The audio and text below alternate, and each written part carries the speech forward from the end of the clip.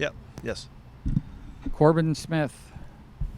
Hey, Pete, how's Shaquille Griffin doing? Is this a new hamstring injury, or is it related to the one that cost him a few games earlier in the season? It's not related. He's just a little bit tight. We just want to give him a day. Bob Condotta.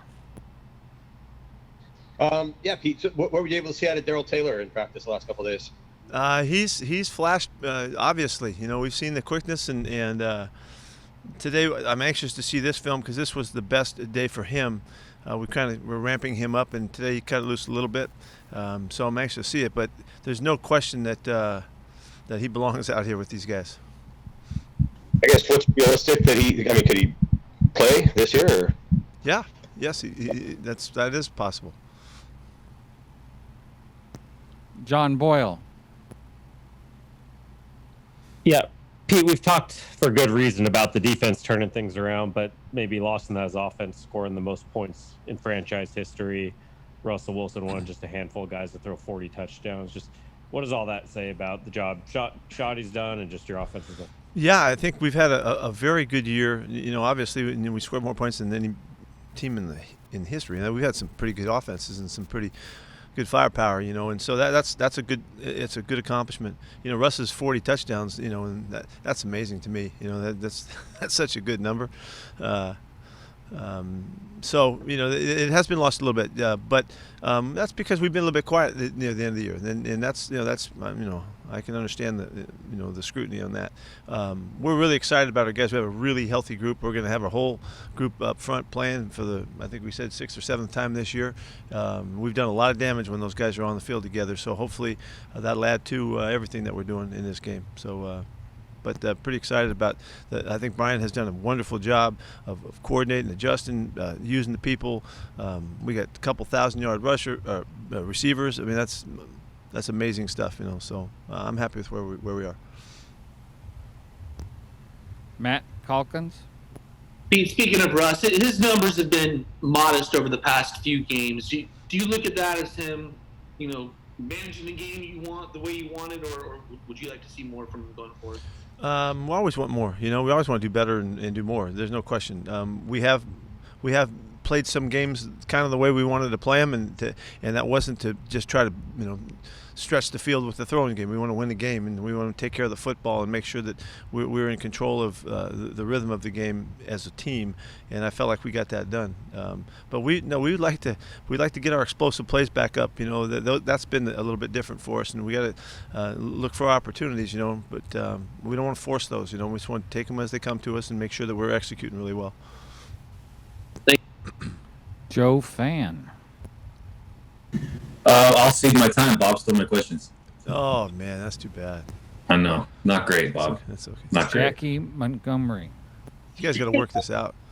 Hey, Coach, what have you seen? What similarities or differences have you seen from Wolford when you watched the film? Well, there's just a couple plays in there that are different. Jackie, he took off and ran a couple times, and it was a little bit of a different dimension for them.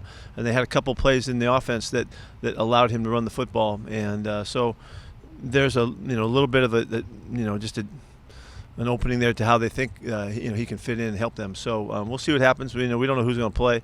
We're preparing for both quarterbacks, but we are aware that John has run the football a little bit, and coach has seen that in him, and so we may see more of that. Thank you. Curtis Crabtree. Hey Pete, how's Jaron Reed make it through the week?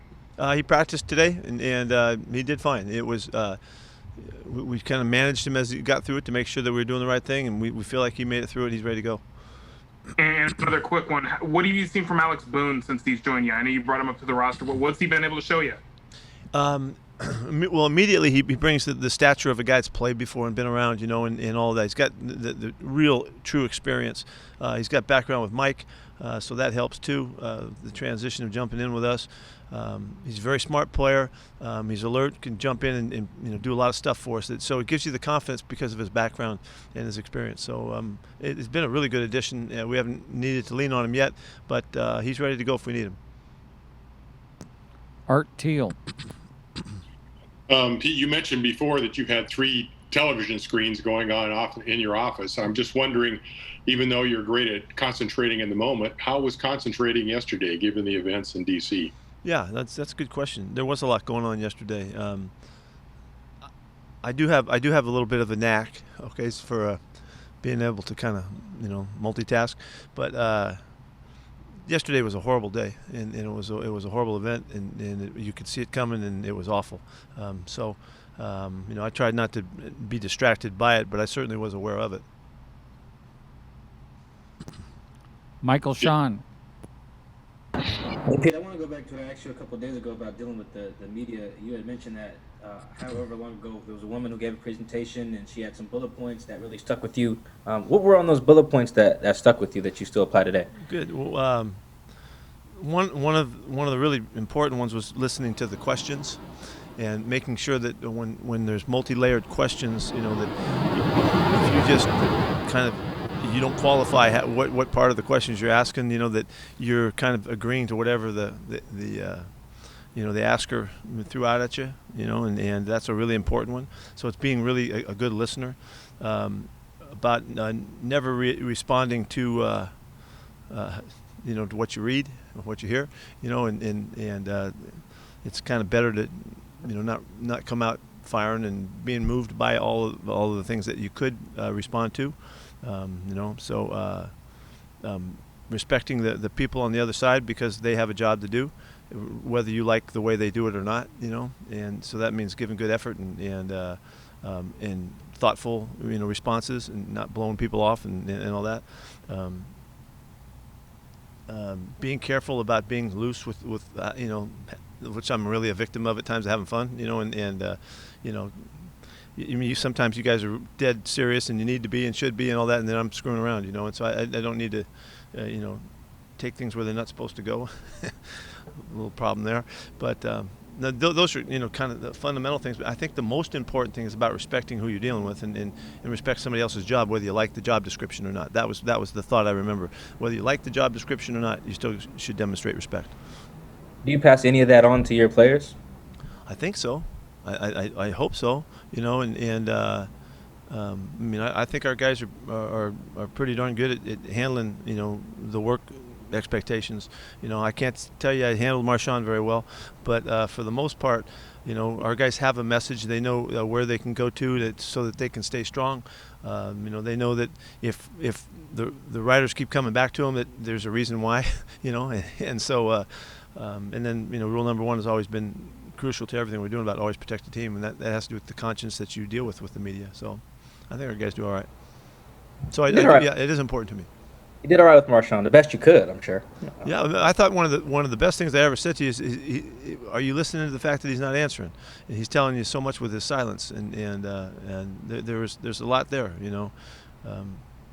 the guys didn't pick up on that. He was telling you something. There was reasons why he wasn't responding, and there was thoughts that he had. It wasn't that he didn't want to. I mean, there was a little bit of that, but there was a lot more that he was speaking to in his in his silence. Thanks. Thanks for asking the question. Brady? Hey, Pete, you said recently that the move to a strong side linebacker has helped, if I understood you correctly. You said it's helped KJ. How do you think that is? I think in the position he's allowed us to expand kind of the expectations for the spot because of his awareness and savvy and his length, and I mean all those elements that always, the first thing I thought of as a KJ looked like he could be an outside linebacker.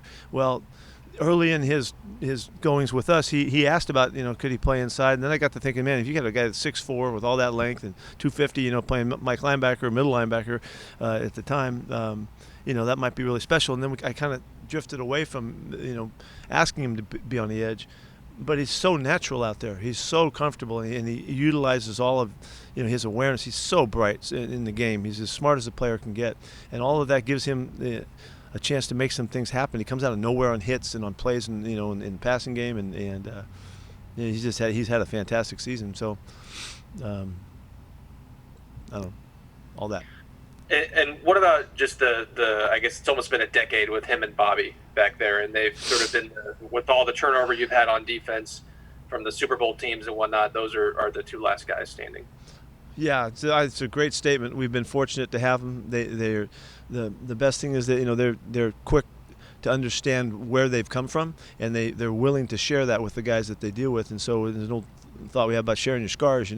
They're willing to teach, and they're just fantastic leaders. And on and off the field, making the hits and making the plays, and how you study and prepare and take care of your life off the field. Both those guys just have impeccable styles of the way that they're guiding their whole their work and their business and their families, and they're awesome.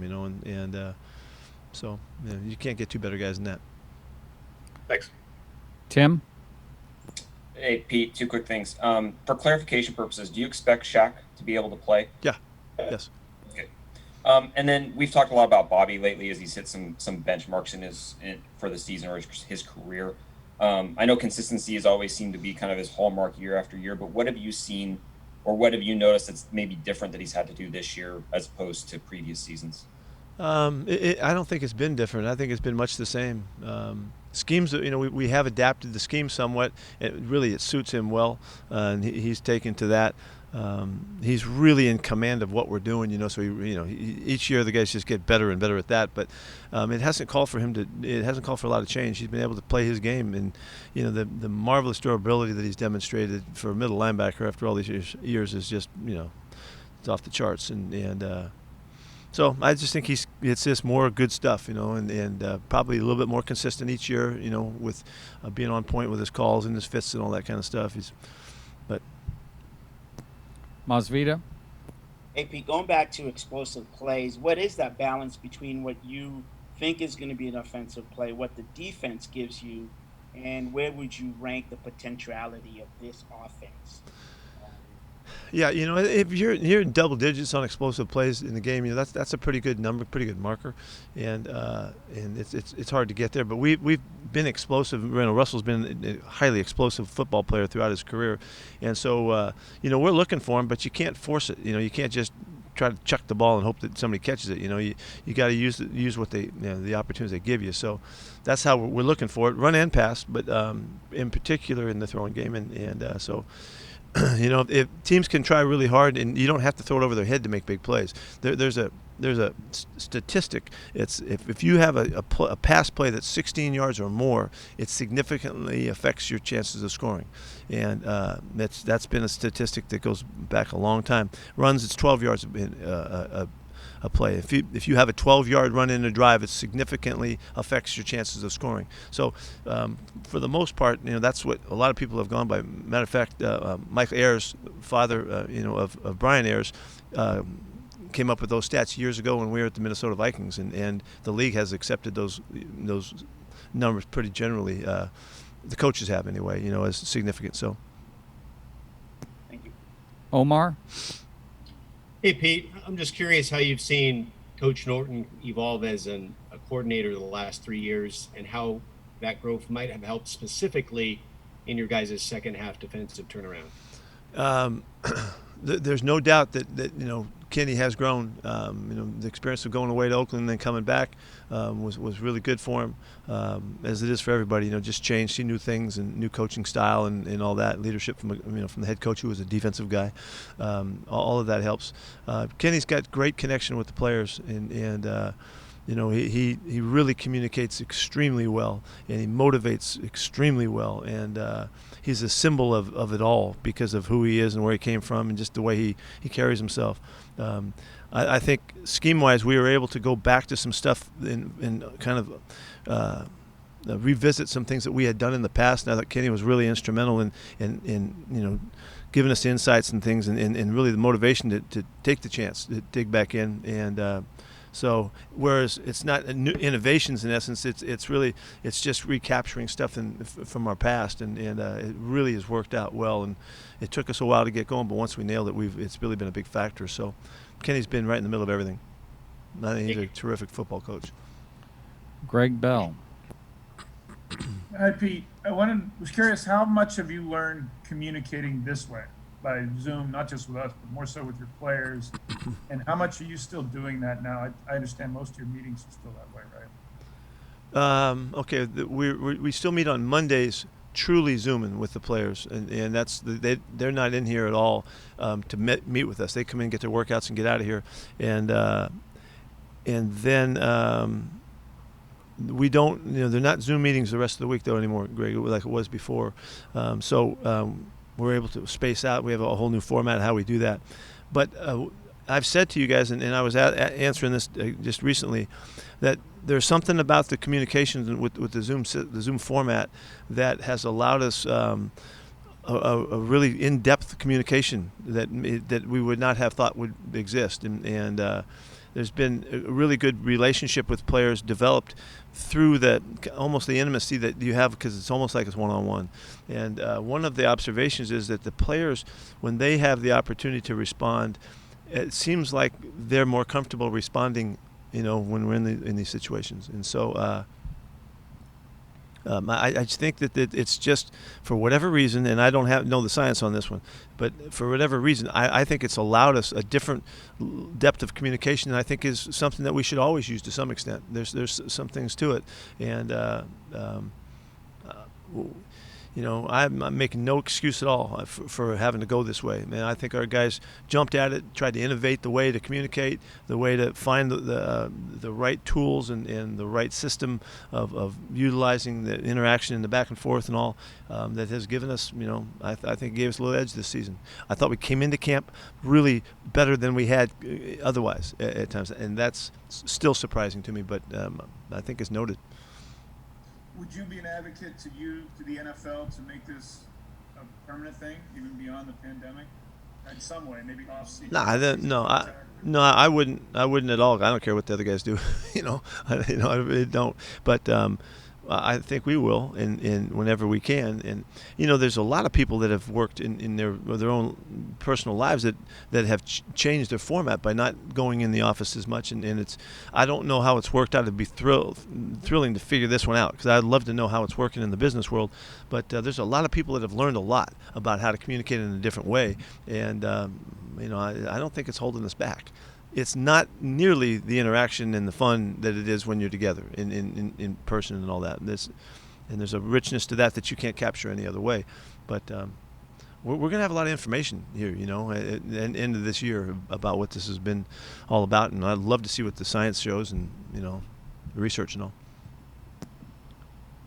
Bob Condotta with a follow-up from what appears to be a rocking chair. Yeah.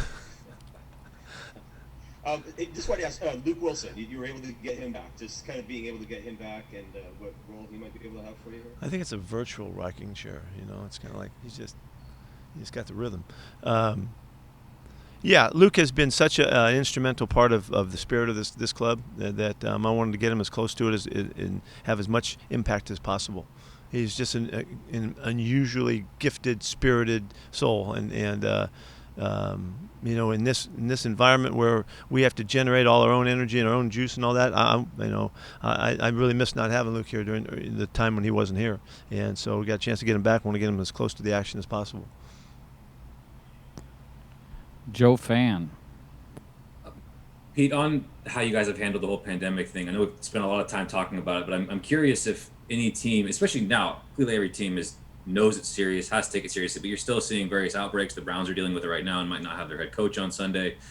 Has any team reached out to you and just inquired, like, what's your secret sauce? How have you guys been able to make this work so well? And do you know definitively there's something unique about what you guys have done other than just sheerly harping on it and making it such a focus that is different? I have not had guys reach out. I was reaching out as we were getting prepared to enter this, the off season. I talked to a number of guys and was trying to get my own information. I was curious about what other people were doing and made contact with a number of guys. And I did not get a lot of callbacks, as far as people wanting to further that discussion for whatever reason.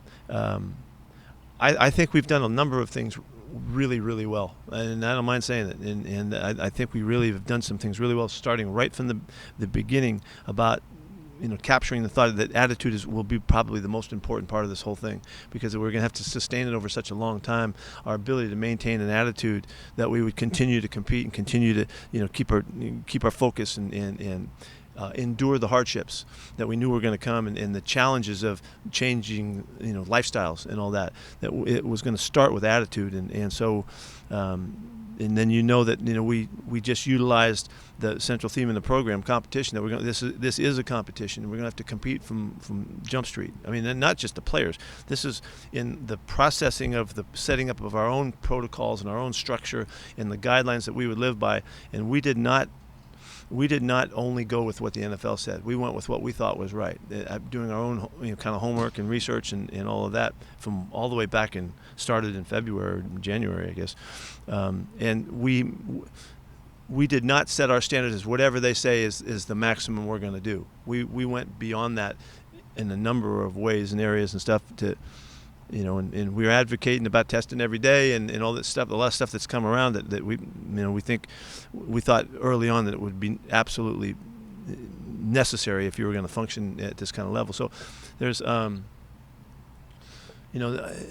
been a lot to it. It's been an amazing challenge and all that, and it's been so rewarding because I know Sam Ramsden and Matt Capurro and Johnny Snyder and myself, we just dug this thing out and went after it, and feel like we've captured a real system of it, and I'd share it with anybody who wants to know. I'm not sitting on it, but I do know you got to be tough, you got to be consistent, you need constant messaging, you need leadership from all levels, and you have to have a vision for this, what you're up against, in the sense that you can't let up. You can't let up, and you have to go.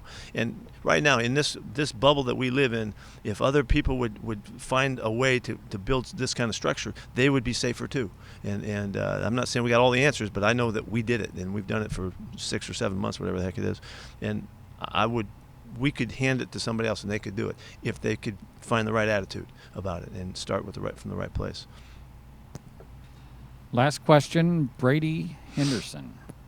Yeah, Pete, I wanted to follow up. You said players, it seems like they're more comfortable raising their hand in meetings. Are you talking about just in football conversation? Or are you talking about opening up when personal conversation? No, Brady, really, it happened really the light kind of went on in really the personal situations and discussions that we were having, and the developmental part of our off season where we were really talking, and we did some really cool exercises and things, and guys had to open up their heart, and that was why it was good, because they did, and they were willing to, and so I think that there's something to you when you're sitting on your own couch and there's nobody else sitting right next to you, that you can get comfortable and you can be more open and more uninhibited, and then when there's a bunch of guys sitting around you and they're, you say something and maybe somebody chuckles or whatever, you have to, let me say this too, you have to develop, this is Brene Brown, you got to develop an environment for